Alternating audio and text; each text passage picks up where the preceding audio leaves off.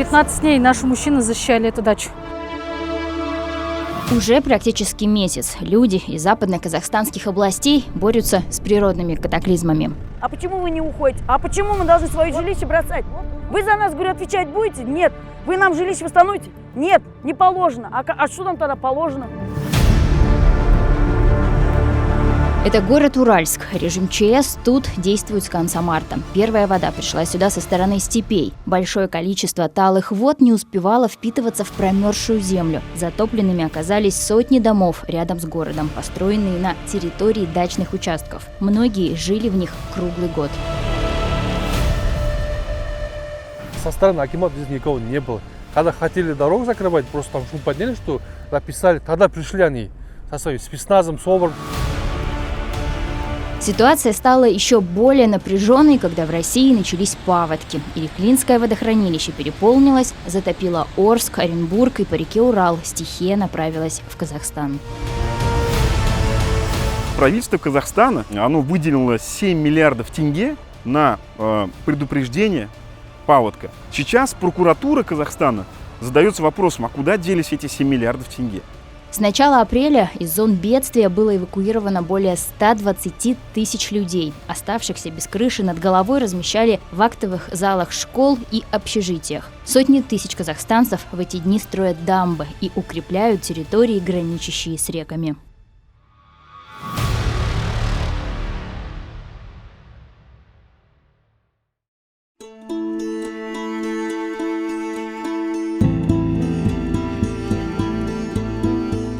На кадрах журналистам еще можно работать в зоне ЧС. Люди с камерами и микрофонами стараются задокументировать самое крупное водное бедствие 21 века, обрушившееся на Казахстан. Через несколько дней власти официально запретят это делать, ссылаясь на небезопасность.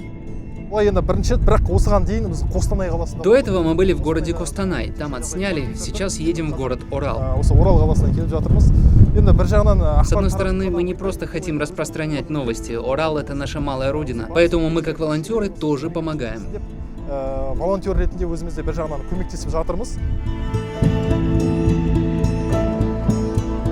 Эти дома перед въездом в Уральск затопило самыми первыми. Вода пришла из степей, когда началось таяние снега. Людей об опасности предупредили за несколько дней, и вывести часть вещей они успели. Но самое ценное – стены, пол и крыши остались со стихией один на один.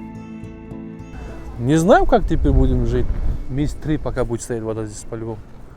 Она здесь глубоко же, там середины 7-8 метров, а вот крайний 1,5 метра, 2 метра уже вода уже. Это уже не знаю, будет даже может, до осени будет стоять вода. Думаю, президент наш Касым-Жомарт Кемель-Токаев нас без внимания не оставит, наверное. Проблема в том, что дома построены на территории дачных сообществ. Несмотря на то, что у людей, живущих тут, есть официальная прописка, многие уже столкнулись с заявлениями местных властей, что все эти дома не должны были быть их постоянным местом проживания. То есть у вас есть документы на землю? Да, документ, все официально есть. Там написаны же акты, что можно здесь строить дом, когда взяли же. Потому что мы за свет оплатили, за газ, вот это есть, согласование, за все оплатили же. Там все написано, что можно строить дом, печать акиматский.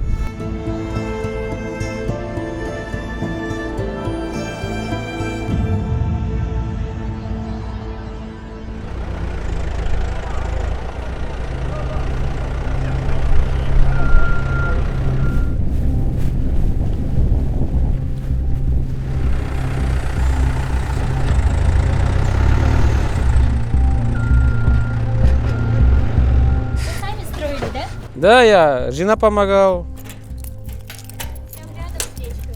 Да.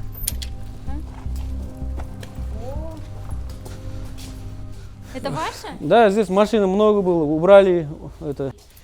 Детство у нас в школе был учеба такой. Автодел называется.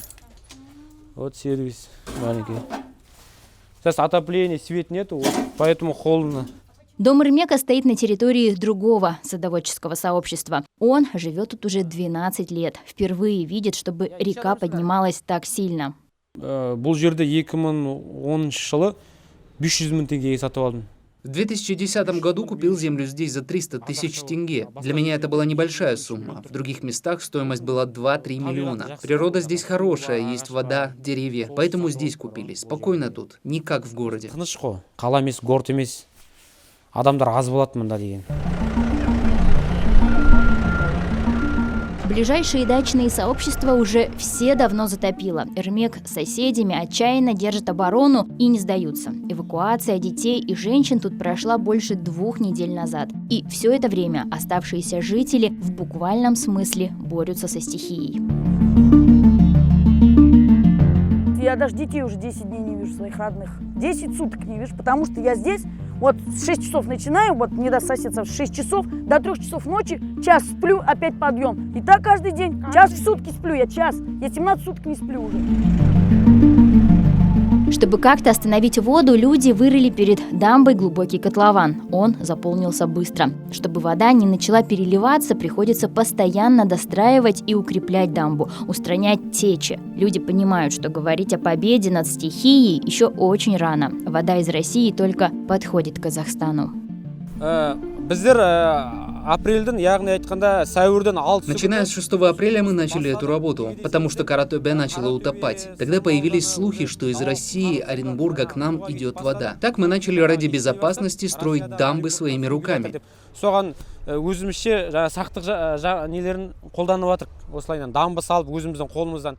Вначале связывались с акиматом, они говорят 109, 106, дают какие-то номера, а там говорят, надо зарегистрироваться. Никакой помощи не пришло. Мы также вышли на депутата с нашего избирательного участка. Этот депутат отправил нам 4 КАМАЗа гравия. После этого другой помощи не было. Примерно 4 КАМАЗдай гравий жіберді, содан кейін вообще көмек келген жоқ. Ситуация усугубляется тем, что все они живут в том месте, где Урал делает резкие повороты. Берегоукрепительные работы тут никогда не проводились. На некоторых участках сильное течение просто смывает куски земли вместе с мешками.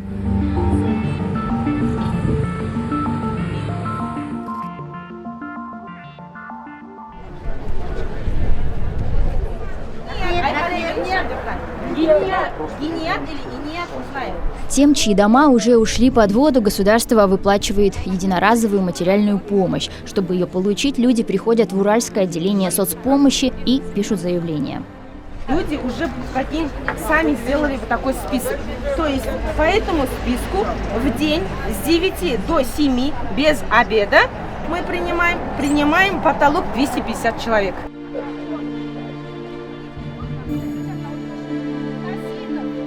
Что будет с их домами, никто из потерпевших не знает. Оценку даст специальная комиссия, которая будет работать отдельно по каждому случаю. Именно она решит, подлежит дом восстановлению или нет. Сколько это займет времени, неизвестно. У меня внучка, только месячная, вот пока сейчас по родственникам. В таком большом зале, вот сейчас эвакуацию делают, да, в спортзалах, да, вот там вообще условий нету, поэтому мы, пока они у родственников. Сейчас я ездила в акимат, вот, попросили хотя бы такое жилье, чтобы вот хотя внучке вот да, общежитие, хотя бы комнату выделили, но они говорят, везде переполнены, поэтому не знаю, куда нам, места нету. Да, и здесь мы с утра стоим, с 10 утра мы пришли, вот сейчас уже время, сколько уже вечер. Мы так и стоим, я по номеру 262.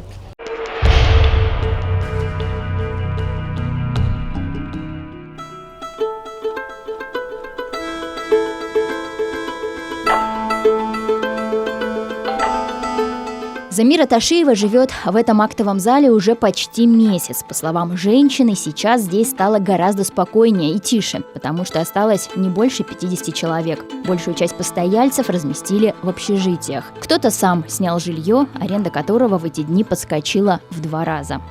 Но раньше 190 человек было, нам, знаете, как трудно было отдыхать. 190 человек где-то, ладно, 110 взрослые, а там 80 детей было здесь. Видите, какие шум. Ты же всех не будешь. Давай закрой рот, успокойся, такой. Имеешь право. Лежишь, когда они сами успокоятся. Вот и ждешь время, когда в 11 будет. Включай свет и будешь отдыхать. А с утра 6 часов уже будильник каждому кровати, потому что все должны уходить на работу, учебу, садик. Ее большая семья вмиг оказалась разбросана по всему Уральску. Она в эвакуационном пункте, снохи с 5 внуками по родственникам, а сыновья с мужем охраняют затопленный дом от мародеров. Сын с видео съездил домой и снимал и показывал. Вот так, коридор, полно вода. Линолеум поднялся. Ну, ага, это линолеум. Вот этот зал, вот это, большой. Угу. Вот эти двери, говорит, все поднялась. Они будут... Ну, ага, они воду все приняли. Все, давай, гречку грузи сюда. Перегружать нам. Рис вот такой желтый. Рис, пока отдельно. Рис тоже будем грузить.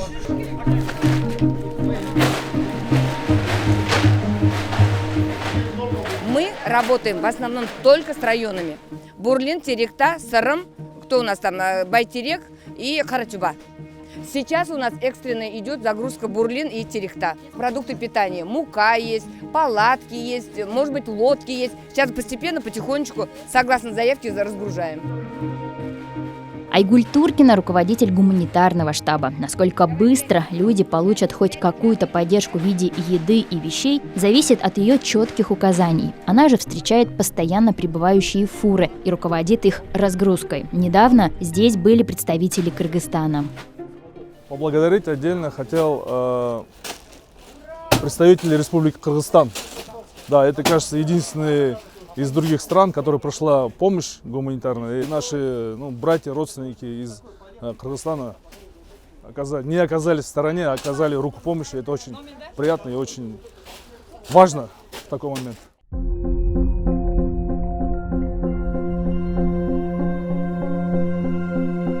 Затем, как поднимается уровень воды в Урале, профессиональным глазом наблюдает и бывший капитан, а ныне директор судоремонтного завода Владимир Самсонов. Еще чуть-чуть, и вода затопит площадку, на которой ведутся все основные работы. Поэтому большая часть инвентаря уже убрана.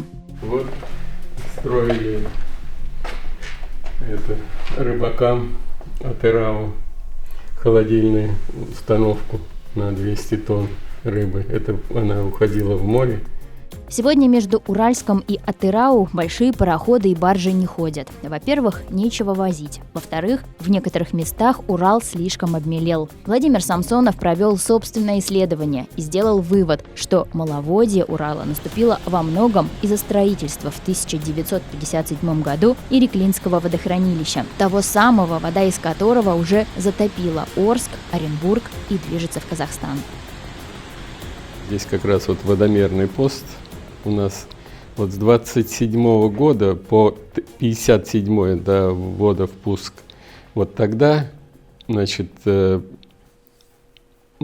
прибыль воды была, допустим, вот где-то 8 метров 9 раз.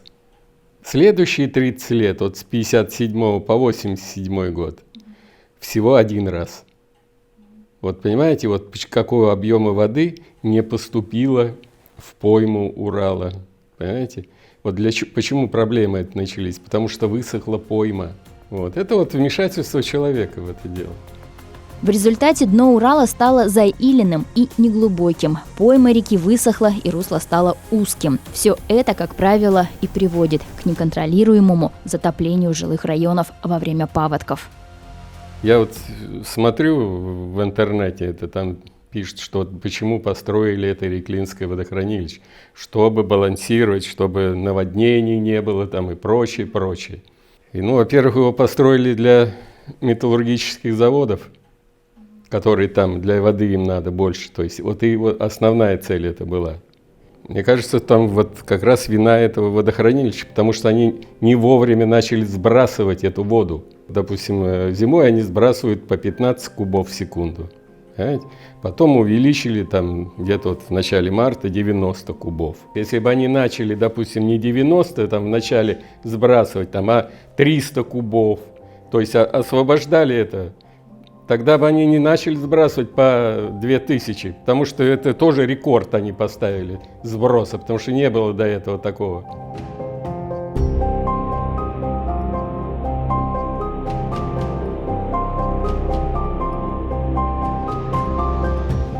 Главное, я не могу сказать причины, почему они. Я просто это думаю, вот почему так. Ну пусть бы они написали, допустим, вот мы не могли сбрасывать, потому что там был лед или еще что-то там, что мы вот в такой были критическом состоянии, что мы не могли сбросить больше.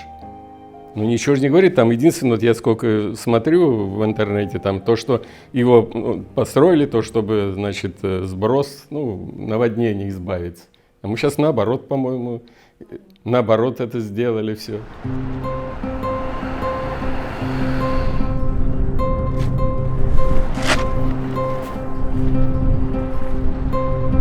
У ребят закончился песок. Очень много, на самом деле, самосвалов проезжает. Можно понять, да, какое количество дамб сейчас здесь в Уральске возводится. Но останавливается, вот пока мы здесь 10 минут, еще ни одна фура не остановилась. Они все едут дальше. Но, говорят, должна приехать сейчас та, которая именно сюда везет песок.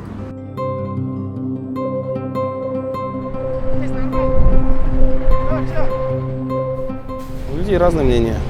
Кто-то паникует, кто-то это. Но если в среднем сказать, то большинство с оптимизмом смотрит. Уральск не первый год стоит. У нас очень много воды вокруг. Так что, в принципе, большая часть с оптимизмом смотрит, что все будет нормально, все будет хорошо. Уральск окружен 3 реками – Жаик, приток Урала, Чаган и Деркуль. Критического уровня 8,5 метров вода достигла в воскресенье, 21 апреля. Все укрепительные сооружения тут строились всего на метр выше, поэтому люди в последние недели активно наращивали их высоту вручную, чтобы спасти город. Волонтеров очень много. Волонтеров не от организации, а сами вообще люди. То есть останавливаются, помогают нам. Помогают, чем могут. Кто-то останавливается, нам вручную помогает, с лопатами приезжают. Очень много таких. Я даже скажу, 30%, наверное, людей. Это просто люди вышли, видят, что работают, остановились, помогают. По словам специалистов, в Уральск вода обычно приходит в объеме на метр меньше, чем в Орск. Если там уровень поднялся до 12 метров, то сюда должно прийти не меньше 11. Правительство Казахстана, оно выделило 7 миллиардов тенге на предупреждение паводка. Сейчас прокуратура Казахстана задается вопросом, а куда делись эти 7 миллиардов тенге? И после того, как Такаев дал всем по шапке, начинаются на местах очень сильное шевеление. То есть максимальное, все сразу мешки, эвакуация и тому подобное. То есть сразу все пошло очень быстро. И это, конечно, хорошо, с одной стороны, то, что мы готовимся, да, к тому, что вода придет. Да. Но в СМИ нагнетается обстановка, что кошмар, все, мы все эвакуируемся.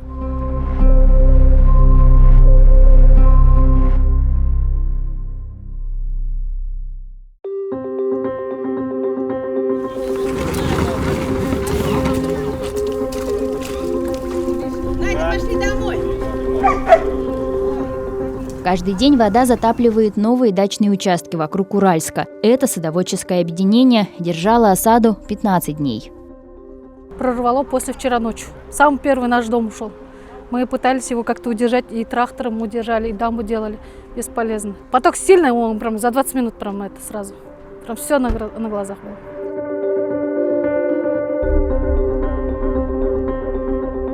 Я не знаю, как от государства требовать дом, если они завтра опять скажут, что это дача. Вы не имеете права, как они нам сказали, это типа непригодно для жилья. Здесь только летом для посадки, да, и все. А хотя на самом деле у нас городская прописка, у нас все документы, все в порядке. Относимся к городу. Газ, свет, все здесь есть, например. Мы газ проводили в 2019 году, у нас ушел 1 миллион денег, например, чтобы провести газ просто. Нас постоянно обделяют. Но, как бы сказать, мы 13-й район, мы не существуем как будто для них. Насколько безопасно будет жить в отремонтированных домах, фундамент которых простоял в воде несколько дней, а то и недель, кажется вопросом риторическим, не говоря уже про санитарные нормы. Канализация, мусорки, мебель – сейчас тут все плавает вперемешку. В СМИ писали, что после завершения паводков для обеззараживания затопленных территорий власти собираются проводить дезинфекцию уцелевших домов и прилегающих к ним участков. Круглые сутки с людьми в эвакуационных пунктах находятся медсестра и врач. Еду привозят волонтеры, душ рядом со столовой. Но, со слов Замиры Ташиевой, как бы чисто ни было и вкусно не кормили, очень хочется в родные стены. Говорит, постоянно слышит, как дети просятся домой. Как, мама, иди сходи, папу скажи, чтобы посмотрит, дом у нас нормальный.